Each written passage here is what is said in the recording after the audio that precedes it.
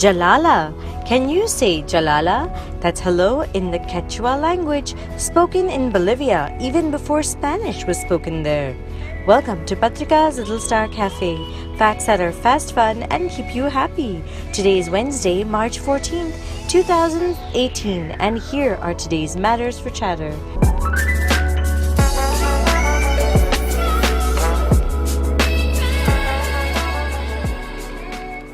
Number 1. Over 15,000 farmers walked all the way from Nasik in Maharashtra to Mumbai to speak with Chief Minister Devendra Fadnavis about their problems. Farmers are the lifeline for all of us as they give us our food, and India is primarily an agriculture economy, or that of farming. So their jobs are very important. They face many problems like less rain, so less crops and less money, or when the government wants to buy their land to make a highway or a mall for a very cheap price, amongst many other problems. Thankfully, the CM was very proactive and wanted to take care of their concerns quickly so that everyone could get back to work. Taking care of problems promptly helps everyone. But did you know that the farmers walked into the city at a time early in the day because they didn't want to create inconvenience for the Mumbai residents? Something courteous to think about. Number 2. Russia has successfully launched a hypersonic missile called the Kinzhal, showing the world that it indeed has very powerful nuclear weapons that can go as far as 2,000 kilometers. What's scary is that during an earlier presentation, President Putin showed it landing on an area of the US. Though it may just be a demonstration, it doesn't show responsible behavior. Is it a threat to the US or to all the countries that don't have cordial relationships with Russia? President Vladimir Putin is most likely to get elected to the president's office for a fourth time after such a show of strength in the elections in the coming week. It's like Modi saying, elect me and we will bomb XYZ country.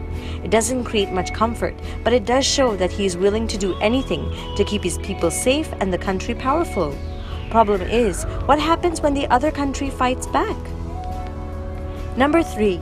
Bolivia wants a small piece of land that will connect it to the Pacific Ocean. The problem is that the land belongs to Chile. Chile won the land in a war many years ago, cutting off Bolivia from any access to the ocean waters.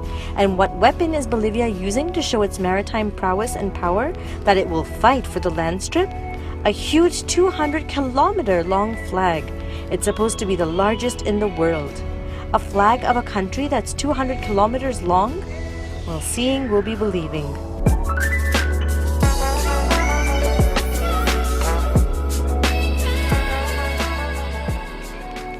And now for today's mega matter. Some things are just so strange and cannot be justified. Many Russians reportedly cut off the antlers of the Siberian red deer and drink the blood from the antlers. It's said to give them extra strength and keep them younger. And President Putin also does this apparently. How does it even seem ethical for one to hurt an animal for superpowers?